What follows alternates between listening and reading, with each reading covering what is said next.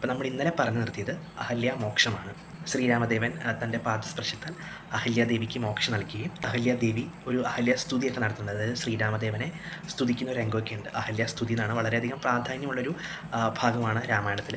അതിനുശേഷം അഹല്യാദേവിയും ഗൗതമ മഹർഷിയും സന്തോഷത്തോടുകൂടി ജീവിക്കുന്നു. ജനക മഹാരാജാവിൻ്റെ രാജ്യത്തെ മഹോത്സവവും സീതാ സ്വയംവരവും കാണുവാനായിട്ട് രാമലക്ഷ്മണന്മാരും വിശ്വാമിത്ര മഹർഷിയും കൂടി മിഥിലാപുരിയിലേക്ക് പോവുകയാണ്. അങ്ങനെ അവർ മിഥിലാപുരിയിലേക്കെത്തി. വിശ്വാമിത്ര മഹർഷി വരുന്നതറിഞ്ഞ് ജനക മഹാരാജാവ് കവാടത്തിലേക്ക് ഓടിയെത്തുകയും മഹർഷിയെ വേണ്ട വിധത്തിൽ പൂജിച്ച് തൻ്റെ രാജധാനിയിലേക്ക് സ്വാഗതം ചെയ്യുകയാണ് ചെയ്യുന്നത്. അപ്പോൾ രാജധാനിയിൽ ചെന്ന സമയത്ത് അവിടെ ഒട്ടനവധി രാജാക്കന്മാരും മറ്റു പ്രഭുക്കളും ഒക്കെ അവിടെ നിരന്ന് നിൽക്കുന്നുണ്ടായിരുന്നു. അവരുടെ എല്ലാവരുടെ ഉദ്ദേശം സീതാസ്വയംവരം കാണുക, സീതാസ്വയംവരത്തിൽ പങ്കെടുക്കുക, സീതയെ വിവാഹം കഴിക്കുക എന്നതായിരുന്നു. സീതാസ്വയംവരത്തിൻ്റെ നിബന്ധനകൾ എന്താണെന്ന് വെച്ചാൽ, അവിടെ ഭഗവാൻ പരമശിവൻ്റെ ത്രയംബകം വില്ല് വെച്ചിട്ടുണ്ട്. ആ ത്രയംബകം വില്ല് മഹാദേവൻ പരശുരാമൻ സമ്മാനിച്ചതാണ്. പരശുരാമൻ അത് ജനക മഹാരാജാവിന് സമ്മാനിച്ചു. ജനക മഹാരാജാവ് അത് തൻ്റെ കൊട്ടാരത്തിൽ പൂജാമുറിയിൽ വെച്ച് സൂക്ഷിച്ചു വന്നിരിക്കുകയായിരുന്നു.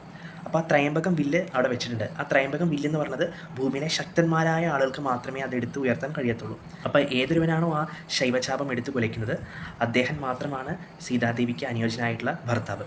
അപ്പോൾ അതുകൊണ്ട് തന്നെ ജനക മഹാരാജാവ് ആ ശൈവചാപം, ആ ത്രയംബകം വില്ല് രാജധാനിയിൽ പ്രദർശിപ്പിച്ചിട്ടുണ്ടായിരുന്നു. ഒട്ടനവധി ആളുകൾ വന്ന് ത്രയംബകം വില്ലെടുക്കാനായിട്ട് നോക്കി. ആരും തന്നെ അവർക്കൊന്നും ത്രയംബകം വില്ലൊന്നും അനക്കാൻ പോലും സാധിച്ചിരുന്നില്ല. ഒട്ടനവധി രാജാക്കന്മാർ വന്ന് പരിശ്രമിച്ചു. അവസാനം വിശ്വാമിത്രൻ ശ്രീരാമദേവനോട് പറയാണ്, കുമാരൻ, നമ്മളെന്തായാലും ഇവിടെ വരെ വന്നതാണ്, കുമാരൻ അതൊന്ന് പരീക്ഷ നോക്കൂ, കുമാരനെ കൊണ്ട് കഴിയുമോ എന്ന് നമുക്ക് നോക്കാം എന്ന് പറഞ്ഞു. അപ്പോൾ ഇത് വിശ്വാമിത്രൻ ശ്രീരാമദേവനോട് പറയുന്നതായിട്ട് ബാക്കി കൂടിയുന്ന രാജാക്കന്മാരൊക്കെ അവിടെ നിന്ന് പരിഹസിക്കുന്നുണ്ടായിരുന്നു. കാരണം ശ്രീരാമദേവൻ അവരെക്കാളും പ്രായം കുറഞ്ഞൊരാളാണ്. അപ്പോൾ തങ്ങൾക്ക് കഴിയാത്തത് ഒരു കൗമാരപ്രായം എത്തിയിരിക്കുന്ന ഒരു കുട്ടിക്ക് എങ്ങനെ കഴിയും എന്ന രീതിയിൽ അവിടെ പരിഹസിച്ചുകൊണ്ടിരിക്കുന്നുണ്ടായിരുന്നു. ശ്രീരാമദേവൻ അതൊന്നും വകവയ്ക്കാതെ തൻ്റെ ഗുരുനാഥനെ നമസ്കരിച്ച് ഗുരുനാഥനോട് അനുഗ്രഹം മേടിച്ച് ശൈവചാപത്തിൻ്റെ അടുത്തെത്തി. വലം വെച്ച് വന്ന ശേഷം ശ്രീരാമദേവൻ ആ ശൈവചാപം എടുത്തുയർത്തുകയും അതിലെ ഞാൻ കെട്ടാനായിട്ട് നോക്കിയപ്പോൾ ആ വില്ല് തന്നെ ഒടിഞ്ഞു പോവുകയാണ് ചെയ്തത്.